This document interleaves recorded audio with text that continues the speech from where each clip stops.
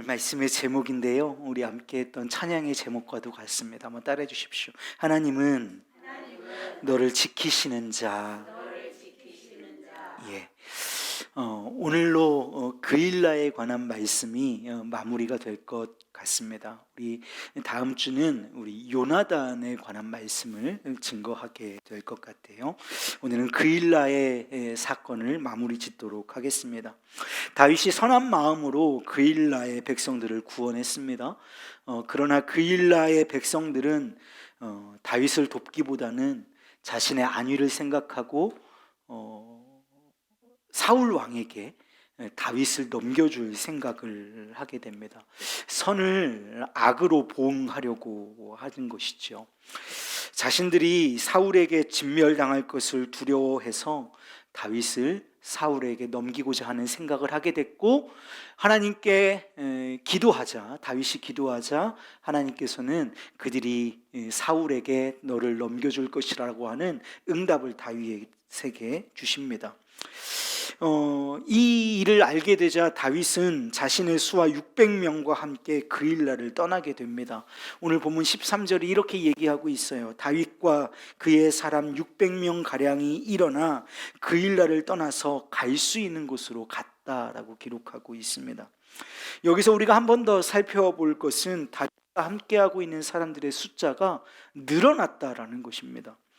다윗이 블레셋 땅에서 유다 광야로 돌아올 때 당시 아둘람 굴에 모였던 다윗의 부하들은 400명 정도였습니다. 그러니까 지금 이 그일라 땅에 오기 전까지 다윗의 수하에 있었던 다윗의 사람들은 400명가량이었던 거예요. 22장 2절 말씀을 보면 이렇게 기록하고 있거든요. 환난당한 모든 자와 빚진 모든 자와 마음이 원통한 자가 다 그에게로 모였고 그는 그들의 우두머리가 되었는데 그와 함께한 자가 400명가량이었더라. 지금 400명가량이 있다가 지금 그일라를 도우러 온 것입니다. 그런데 지금 떠날 때는 몇 명이 떠나게 되는 거예요? 600명가량이 지금 떠나게 되는 거예요. 몇 명이 늘었어요? 200명가량이 늘었습니다. 어떻게 이런 일이 있었을까? 지금 블레셋과의 전쟁을 치루었기 때문에 아마 그 가운데에는 전사자들도 있었을 것이고 병력이 줄었으면 줄었지 늘어날 일은 없었는데 그일라에 오기 전에는 400명이었다가 그일라에서 전쟁을 치르고 그일라를 떠날 때는 200명이 늘어서 600명으로 지금 떠나게 되는 것이죠. 여러분, 이것은요, 하나님께서 점점 백성들의 마음을 다윗으로 모이게 하셨다는 증거입니다. 추측해 보면요, 늘어난 200명 중에는 여러 각지에서 온 사람들도 분명히 있었겠지만 이번에 다윗에게 은혜를 입은 그일라 사람들도 꽤 있었을 것입니다. 그일라 사람들이라고 해서 다 배은망덕한 것은 아니었을 거예요. 다윗을 돕자고 하는 사람들도 있었을 것입니다. 그래서 그 중에서는 다윗을 도와서 다윗과 함께 길을 떠나게 되는 사람들도 있었을 거예요. 여러분, 자신이 살기에도 어려운 중에 다윗이 지금 그일라의 백성들을 도왔잖아요. 그렇게 내 살기에도 힘든 중에 남 도우면 내 힘이 줄어들 것 같고 나는 더 어려워질 것 같잖아요. 여러분, 그런데 오히려 알지 못하는 중에 더 큰 은혜를 부어주시는 하나님을 오늘 말씀 속에 우리는 발견하게 되는 것이죠. 고난 가운데에서도 200명이나 그 세력이 늘어난 다윗의 군대가 이 사실을 입증해주고 있는 것입니다. 여러분, 고난 가운데 있다 할지라도 하나님이 함께 하시는 사람은 조금씩 성장하고 복을 받게 되는 줄로 믿습니다. 여러분, 200명이 더 늘어난 이 600명 가량이 되는 사람이 다윗을 따랐어요. 그리고 그들이 갈 수 있는 곳으로 갔다라고 얘기를 하고 있습니다. 600명가량이 갈 수 있는 곳으로 갔다. 갈 수 있는 곳으로 갔다. 이 말은요, 이곳 저곳으로 다윗이 옮겨 다녔다라는 말입니다. 다윗은 그저 조용히 그일라를 떠나 자신이 갈 수 있는 이곳 저곳으로 옮겨 갔습니다. 여러분, 다윗은 지금 어려운 상황 속에서 인간적인 몸부림을 멈추는 것입니다. 그일라의 배은망덕한 배신에 분노하지 않으려고 잠잠히 한 걸음을 물러나서 자신의 감정에 함몰되지 않도록 자신을 멈추는 거예요.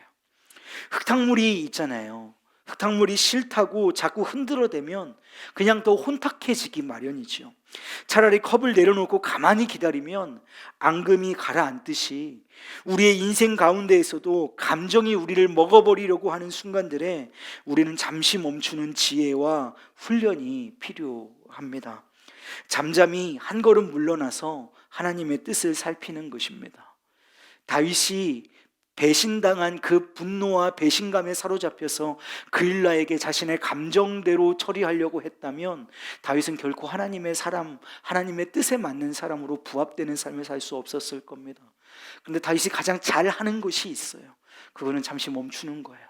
그리고 그것을 떠나는 거예요. 그리고 하나님의 뜻을 묻기 위해 한 걸음 뒷걸음 치는 것입니다. 여러분, 이 멈춤의 은혜가 저와 여러분에게 있으시기를 주님의 이름으로 축복합니다. 하나님의 뜻을 묻는 거죠. 그렇게 우리가 걸음을 멈추고 또 조용히 기도하며 기다릴 때 하나님께서 우리를 위해 일하시기 시작합니다. 그런데 반대급부로 멈추지 않고 기도하지 않고 자신의 욕망과 감정에 매몰되고 먹혀버린, 그래서 설치는 인생은 결국은 그 욕망과 감정에 먹혀버리고 일도 그르치게 되죠. 대표적인 사람이 지금 누가 있는 거예요? 사울이 그런 것이죠. 사울이 그랬습니다. 자신의 감정에 휩싸여서 정적이 되는 다윗에 대한 분노 때문에 그 분노에 휩싸여서 다윗을 죽이기에 혈안이 되어 있었던 사울은 결국은 자신의 감정에게 자신이 먹혀버린, 사명을 놓쳐버린 하나님을 대적하는 자가 되고 마는 것이죠. 이 말씀 이후에 오늘 23장 13절 하반절에 이렇게 기록하고 있습니다. 다윗이 그일라에서 피한 것을 어떤 사람이 사울에게 말하매 사울이 가기를 그치니라. 여러분, 지금 멈춘 건 누구예요? 다윗이 멈췄잖아요. 다윗이 분노를 표출하는 것을 멈췄잖아요. 자신의 의지대로 행하는 것을 멈췄잖아요. 그리고 하나님의 뜻을 묻기 위해 멈췄잖아요. 다윗이 멈췄더니 사울도 멈춰야만 했습니다. 여러분, 사울의 군대를 이끌고 그일라로 진격해 오는 것을 사울은 멈출 수밖에는 없었던 것이죠. 하나님께서 그를 멈추게 하셨다고 믿습니다. 다윗의 멈춤을 통해 사울의 멈춤을 이끌어내시는 하나님의 섭리를 우리는 발견할 수 있는 것이죠. 자, 이렇게 멈추었지만 사울은 다윗을 찾는 일을 멈추지는 않았습니다. 그러니까 사울의 전 군대가 이동해서 그일라로 오는 것은 멈췄습니다. 그러나 사울이 자신의 군대를 이용해서 다윗의 무리를 찾아내고 수색하는 일을 멈춘 것은 아니에요. 샅샅이 뒤져서 유대 전 광야를 샅샅이 뒤지면서 수색을 시작합니다. 오늘 우리가 읽은 14절 말씀을 보면 이렇게 기록하거든요. 다윗이 광야의 요새에도 있었고 또 십광야 산골에도 머물렀으므로 사울이 어떻게 찾았대요? 매일 찾았다라고 얘기를 합니다. 여러분, 전 병력을 풀어서 미친 듯이 철저하게 수색했을 것이에요. 여러분, 다윗이 사울을 피해 다녔던 유다 광야를 사진으로 본 적이 있는데요. 제가 갖고 와봤어요. 유대 광야에 관한 사진인데 이런 모습입니다. 조금 흐릿하죠. 좀 선명한 사진을 보여드리면 이런 모습이에요. 사막 광야라고 얘기하듯이 이게 탁 터져 있죠. 우리나라처럼 수풀이 많고 그래서 어디에 숨거나 매복하거나가 되는 곳이 아닙니다. 탁 터져 있어요. 이것도 유다 광야 사진이거든요. 그러니까 조금 높은 곳에 올라가서 밑을 내려보면 너무 탁 터지고 지금 600명 가량이 숨어 있는 곳이니까 찾으려고 마음을 먹으면 얼마든지 찾을 수 있는 땅입니다. 여러분, 천지사방이 탁 트여져서 은폐물이나 은신처가 많지 않은 유다 광야이거든요. 여러분, 이런 데서 사울이 수만 명의 전병력을 풀어서 이곳을 몇 년간이나 샅샅이 수색했는데 600명 가량이나 되는 다윗의 무리가 안 잡혔다. 여러분, 이것 자체가 조금 미스터리고요. 사실은 이것 자체가 기적입니다. 여러분 어떻게 그럴 수 있었을까요? 다윗이 신출귀몰해서일까요? 아니면 사울의 군대가 무능했기 때문일까요? 사울의 군대가 실수해서일까요? 그것도 아니면 다윗을 잡겠다는 의지가 부족해서일까요?